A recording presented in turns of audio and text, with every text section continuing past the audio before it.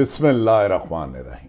السلام علیکم ناظرین، میں ہوں عام شہری عارف حمید بھٹی۔ آج مختلف اور اہم ترین سیاسی اور دیگر صورتحال پر آپ کو آگاہ کریں گے۔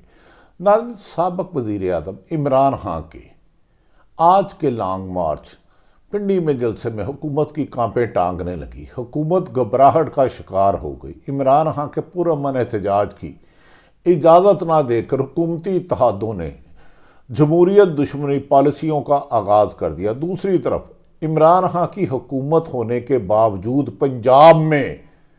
پنجاب کی چند دوغلی پالیسیوں نے عمران خان کے لیے ابھی تک پنڈی میں سٹیج کی اجازت نہ دی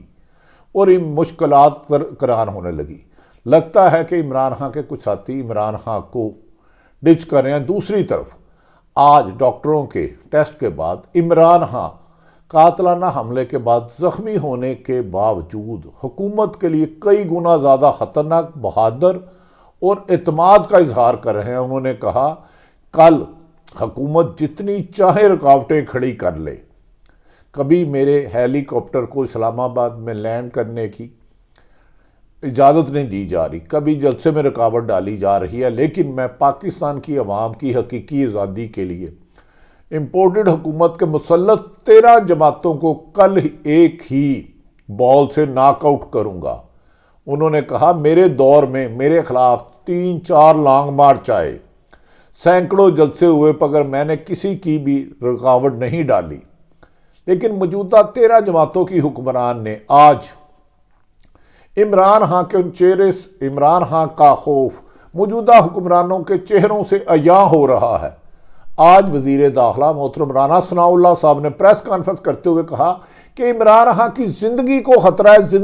خطرہ ہے، جو اس وقت پاکستان کا سب سے مقبول ترین لیڈر ہے،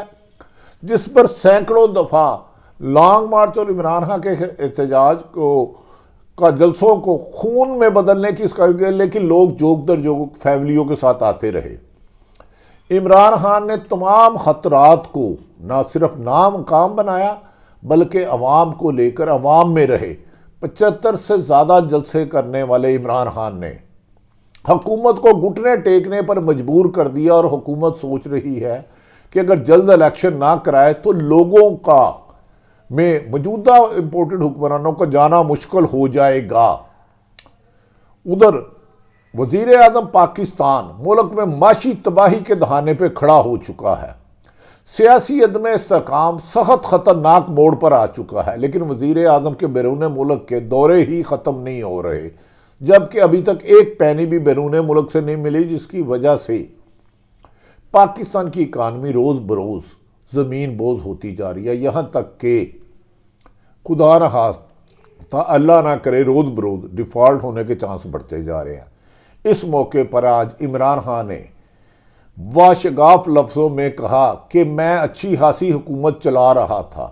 میں نے حکومت کو کرائسس سے نکال کر اپنے پاؤں پہ کھڑا کر دیے تھے، ہماری ایکسپورٹ میں اضافہ ہو چکا تھا، ہم ترقی کے راستے پر گامزن تھے، لیکن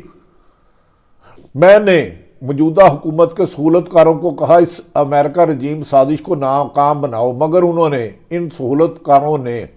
13 مختلف جماعتوں کو زبردستی اکٹھا کر کے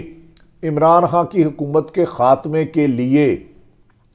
سازش میں برابر حصے اور عدم اعتماد کامیاب کرایا،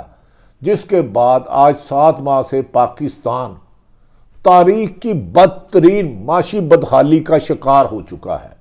اس دوران حکومت نے عمران خان کے خلاف مقدمات کے انبار لگا دیے، کبھی FIA سے گرفتاری،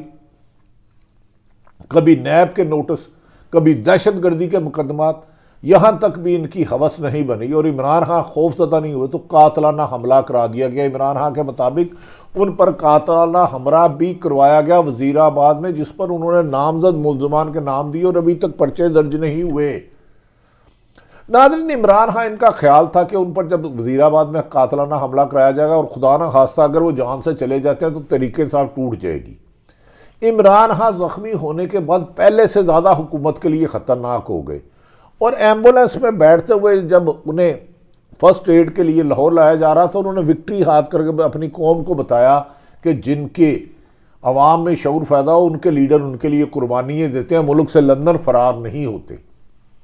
اس دوران عمران خان نے لانگ مارچ کا سلسلہ جاری رکھا اور اس کے بعد عمران خان نے 26 نومبر کو راولپنڈی فیض آباد میں جلسہ کرنے کا اعلان کیا۔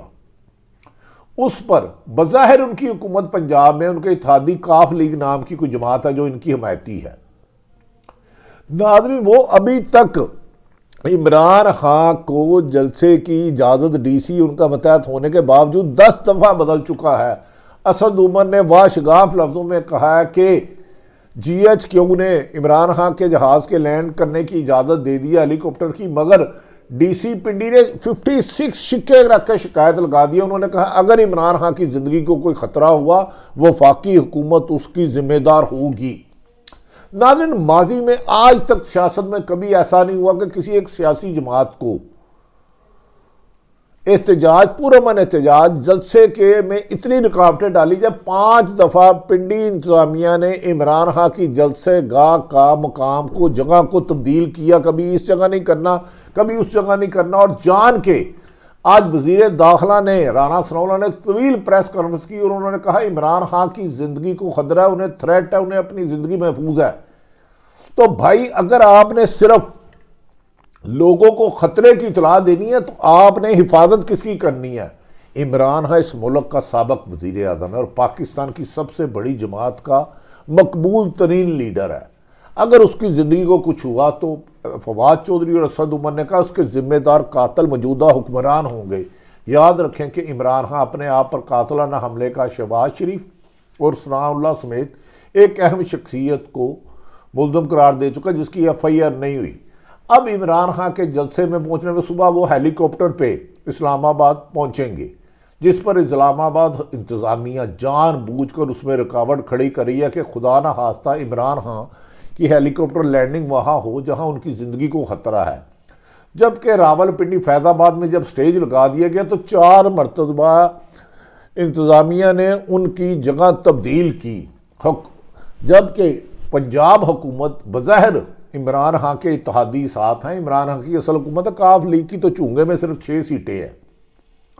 لیکن ڈی سی انہیں اجازت نہیں دے رہا۔ آخر ڈی سی کون ہے جس کے خاطر ڈی سی انہیں اجازت، پرامن احتجاج کی اجازت نہیں دے رہا؟ جبکہ پی ڈی ایم نے درجنوں جلسے کیے، بلاول بھٹو نے عمران خان کے خلاف لانگ مارچ کیا، مولانا فضل الرحمان نے 2 دفعہ کیا، پی ڈی ایم نے سینکڑوں احتجاج کیے، لیکن وہ کون ہے جو عمران خان کی زندگی کے لیے خطرہ بنا ہوا ہے؟ وہ کون ہے جو عمران خان کو عوام میں مقبولیت کے گراف بلند ہونے کے ساتھ ساتھ عمران خان کو راستے سے ہٹانے کے لیے پی ٹی آئی کے مطابق ان کو مارنا چاہتا ہے؟ وہ کون ہے کہ عمران خان کی حکومت پنڈی میں ہے لیکن جلسہ کرنے کی انتظامیہ انہیں اجازت نہیں دیتی؟ بظاہر ڈی سی اور وزیر اعلیٰ، ڈی سی اور آر پی او پنڈی، سی پی او پنڈی پنجاب حکومت پرویز الہی کے متحد ہے، لیکن ایسا لگ رہا ہے کہ وہ کسی اور کے اشاروں پر چل رہے ہیں۔ عمران خان نے واشگاف لفظوں میں کہا حکومت اجازت دے نہ دے، آج مجھے ڈاکٹروں نے کہا میں اپنی ٹانگ پہ زیادہ وزن نہیں ڈال سکتا، لیکن میرے لیے لاکھوں لوگ راولپنڈی اور اسلام آباد آ رہے ہیں، میں انہیں مایوس نہیں کروں گا اور میں ہر حال میں اسلام آباد پہنچ کر اپنا آئندہ کا عمل کا اعلان کروں گا اور موجودہ حکمران کو گھر بھیجنے تک میں جدوجہد جاری رکھوں گا اور پرامن جدوجہد۔ ناظرین، عمران خان واحد لیڈر ہے جس پر قاتلانہ حملہ ہوا تو وہ میدان میں ہے۔ کچھ لوگ بیماری کا بہانہ بنا کے ملک سے گئے اور واپس نہیں آئے۔ دوسری طرف کہا جا رہا ہے کہ امپورٹڈ حکومت کی 13 جماعتوں میں اس وقت سخت انتشار ہے۔ ان کا خیال ہے کہ اگر کبھی بھی الیکشن ہوتے ہیں تو عمران خان 2/3 میجورٹی سے آ جائے گا اور اس لیے عمران خان کے خلاف انتقامی کارروائیوں سمیت ٹیکنیکل بنیاد پر الیکشن کمیشن سے نااہل ایف آئی ایس کے دھمکی مقدمات اور عمران خان کی زندگی کو روز بروز بڑھتے ہوئے خطرے کے باوجود وفاقی حکومت کی عمران خان کے لیے حفاظتی انتظامات نہ کرنا ملک کو خون ریزی کی طرف لے جانا ہے۔ اگر خدا نہ خواستہ عمران خان پر کچھ ہوتا ہے تو پاکستانی اوورسیز پاکستانی موجودہ حکومت کا ایک دن بھی چلنا ناممکن ہو جائے گا، جبکہ اہم حلقوں نے کہنا شروع کر دیا ہے کہ موجودہ حالات کو معاشی تباہی اور سیاسی تباہی کے بعد موجودہ حالات کو پاکستان کو پرامن راستے پر ڈالنے کے لیے صاف شفاف جلد الیکشن ضروری ہے، اور عمران خان کو جو پیغام دیا انہوں نے کہا 3 ماہ کے اندر اندر الیکشن نہ کرائے تو کل کے جلسے کے بعد عمران خان ایسا اعلان کریں گے کہ موجودہ